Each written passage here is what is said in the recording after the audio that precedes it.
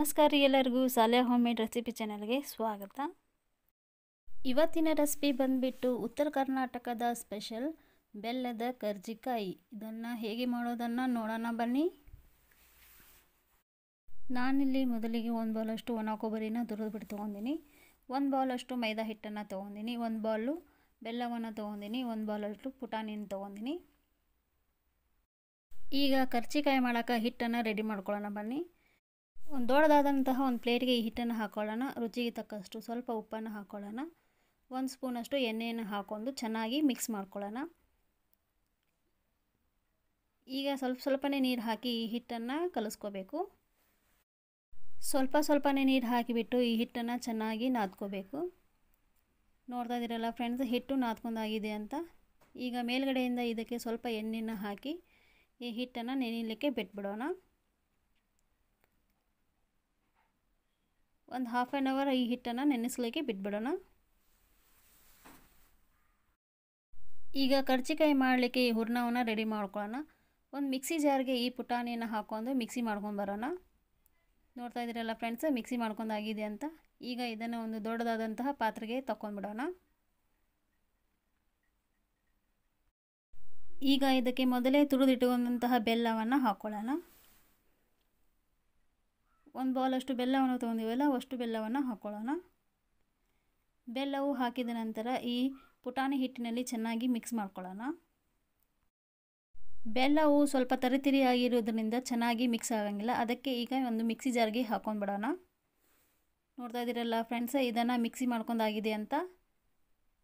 ನೋಡಿ, ಹೂರಣವು ಈ ರೀತಿ ಆಗಿದೆ. ಈಗ ತುರಿದಿಟ್ಟುಕೊಂಡಂತಹ ಒಣ ಕೊಬ್ಬರಿಯನ್ನು ಇದಕ್ಕೆ ಹಾಕ್ಕೊಂಡು ಮಿಕ್ಸ್ ಮಾಡ್ಕೊಳ್ಳೋಣ. ನೋಡ್ತಾ ಇದ್ದೀರಲ್ಲ ಫ್ರೆಂಡ್ಸ್, ಈ ರೀತಿ ಮಿಕ್ಸ್ ಮಾಡ್ಕೋಬೇಕು. ಈಗ ಇದನ್ನು ಸೈಡಿಗೆ ಇಟ್ಬಿಡೋಣ.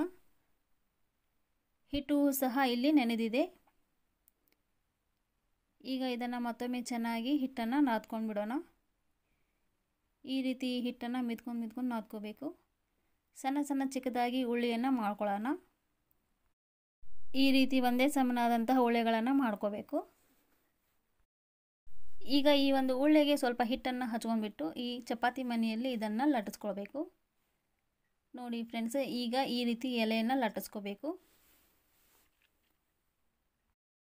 ನಮ್ಮ ಉತ್ತರ ಕರ್ನಾಟಕ ಸೈಡಲ್ಲಿ ಎಲ್ಲ ಹಬ್ಬ ಹರಿದಿನಗಳಲ್ಲಿ ಸಾಂಪ್ರದಾಯಿಕವಾಗಿ ಮಾಡುವಂತಹ ರೆಸಿಪಿ ಇದು.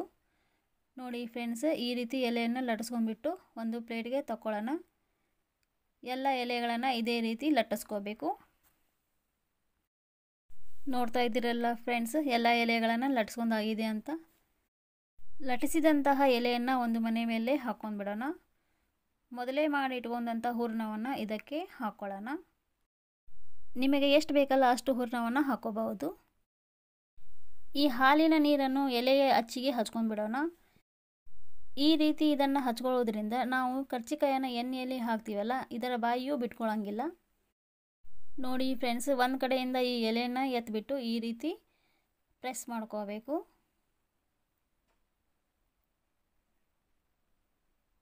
ಈ ರೀತಿ ಪ್ರೆಸ್ ಮಾಡ್ಕೊಳ್ಳೋದ್ರಿಂದ ಎಲೆಯ ಬಾಯಿಯು ಬಿಟ್ಕೊಳ್ಳೋಂಗಿಲ್ಲ. ಈ ಎಲೆಯನ್ನು ಅಂಗೈ ಮೇಲೆ ತೊಗೊಂಡ್ಬಿಟ್ಟು ಈ ರೀತಿ ಪ್ರೆಸ್ ಮಾಡ್ಕೋಬೇಕು. ನಿಮ್ಮ ಹತ್ರ ಕರ್ಜಿಕಾಯಿ ಮೌಲ್ಡ್ ಇಲ್ಲ ಅಂದರೆ ಈ ರೀತಿ ಎಲೆಯ ಅಚ್ಚನ್ನು ಒತ್ತಿಬಿಟ್ಟು ಈ ರೀತಿ ಫೋಲ್ಡ್ ಮಾಡ್ಕೋಬೇಕು. ನೋಡಿ ಫ್ರೆಂಡ್ಸ್, ನಮ್ಮ ಹತ್ರ ಮೋಲ್ಡ್ ಇಲ್ಲ ಅಂದರೆ ನಾವು ಈ ರೀತಿ ಸಹ ಮಾಡ್ಕೋಬಹುದು. ಇಲ್ಲ ಅಂದರೆ ಈ ರೀತಿಯೂ ಸಹ ಮಾಡ್ಕೋಬಹುದು. ಈಗ ಇದನ್ನು ಒಂದು ಪ್ಲೇಟ್ಗೆ ತಗೊಂಡ್ಬಿಡೋಣ. ನೋಡಿ ಫ್ರೆಂಡ್ಸ್, ಎಲ್ಲ ಎಲೆಗೂ ಈ ಹೂರಣವನ್ನು ತುಂಬ್ಕೊಂಡಾಗಿದೆ ಅಂತ. ನಾನಿಲ್ಲಿ ಮೊದಲೇ ಗ್ಯಾಸ್ ಮೇಲೆ ಎಣ್ಣೆಯನ್ನು ಬಿಸಿ ಮಾಡೋಕೆ ಇಟ್ಕೊಂಡಿದ್ದೆ. ಎಣ್ಣೆಯೂ ಬಿಸಿಯಾಗಿದೆ. ಈಗ ತುಂಬಿಟ್ಕೊಂಡಂತಹ ಎಲೆಯನ್ನು ಇದಕ್ಕೆ ಹಾಕ್ಕೊಂಡ್ಬಿಡೋಣ. ಒಂದೊಂದಾಗಿ ಹಾಕ್ಕೊಳ್ಳೋಣ. ಇದರ ಕಲರ್ ಚೇಂಜ್ ಆಗುವ ತನಕ ಇದನ್ನು ಎಣ್ಣೆಯಲ್ಲಿ ಫ್ರೈ ಮಾಡ್ಕೊಳ್ಳೋಣ. ಒಂದು ಕಡೆಯಿಂದ ಇನ್ನೊಂದು ಕಡೆಯನ್ನು ತಿರುಗಿಬಿಟ್ಟು ಎಣ್ಣೆಯಲ್ಲಿ ಫ್ರೈ ಮಾಡ್ಕೋಬೇಕು. ನೋಡಿ ಫ್ರೆಂಡ್ಸ್, ಇದರ ಕಲರು ಚೇಂಜ್ ಆಗಿದೆ. ಈಗ ಇದನ್ನು ಒಂದು ಪ್ಲೇಟ್ಗೆ ತಗೊಂಡ್ಬಿಡೋಣ. ಉಳಿದಂತಹ ಎಲ್ಲ ಎಲೆಗಳನ್ನು ಇದೇ ರೀತಿ ಈ ಎಣ್ಣೆಯಲ್ಲಿ ಫ್ರೈ ಮಾಡ್ಕೋಬೇಕು. ಸೊ ಫ್ರೆಂಡ್ಸ್, ಈ ವಿಡಿಯೋ ನಿಮಗೆ ಇಷ್ಟ ಆದರೆ ಪ್ಲೀಸ್ ಮರೆಯದೆ ಲೈಕ್ ಮಾಡಿ, ಶೇರ್ ಮಾಡಿ. ಹಾಗೆ ಫಸ್ಟ್ ಟೈಮ್ ವಿಡಿಯೋ ನೋಡ್ತಾ ಇದ್ದರೆ ಇನ್ನೂ ನನ್ನ ಚಾನಲ್ ಸಬ್ಸ್ಕ್ರೈಬ್ ಮಾಡಿಲ್ಲ ಅಂದರೆ ಸಬ್ಸ್ಕ್ರೈಬ್ ಮಾಡ್ಕೋರಿ. ಸಬ್ಸ್ಕ್ರೈಬ್ ಮಾಡಿಕೊಳ್ಳಿ, ಅದರ ಪಕ್ಕದಲ್ಲಿರುವ ಬೆಲ್ ಐಕಾನ್ ಸಹ ಆಲ್ ಆಪ್ಷನ್ ಸೆಲೆಕ್ಟ್ ಮಾಡಿ. ಇದರಿಂದ ನಾವು ಹಾಕೋ ವಿಡಿಯೋ ಹೊಸ ನೋಟಿಫಿಕೇಷನ್ ಮುಂಚೆ ಬರುತ್ತೆ. ನೋಡಿದ್ರಲ್ಲ ಫ್ರೆಂಡ್ಸ್, ತುಂಬಿದಂತಹ ಎಲ್ಲ ಎಲೆಗಳು ಸಹ ಎಣ್ಣೆಯಲ್ಲಿ ಫ್ರೈ ಮಾಡ್ಕೊಂಡಾಗಿದೆ ಅಂತ. ನೋಡಿ ಫ್ರೆಂಡ್ಸ್, ಎಷ್ಟು ಚೆನ್ನಾಗಿ ಕರ್ಜಿಕಾಯಿ ಬಂದಿದೆ ಅಂತ. ನೋಡಿ, ಈ ರೀತಿ ಮುರಿದ್ರೆ ಈ ರೀತಿ ಸೌಂಡ್ ಬರಬೇಕು. ಮುರಿದ್ರೆ ಈ ರೀತಿ ಸೌಂಡ್ ಬಂದಾಗಲೇ ಕರ್ಜಿಕಾಯಿಯು ಎಣ್ಣೆಯಲ್ಲಿ ಚೆನ್ನಾಗಿ ಫ್ರೈ ಆಗಿದೆ ಅಂತ ಅರ್ಥ. ಸೊ ಫ್ರೆಂಡ್ಸ್, ಈ ವಿಡಿಯೋ ನೋಡಿದ್ದಕ್ಕೆ ಧನ್ಯವಾದಗಳು. ಮತ್ತೆ ಭೇಟಿಯಾಗೋಣ ಇನ್ನೊಂದು ರುಚಿಕರವಾದ ರೆಸಿಪಿಯೊಂದಿಗೆ. ಅಲ್ಲಿವರೆಗೂ ಬಾಯ್ ಫ್ರೆಂಡ್ಸ್.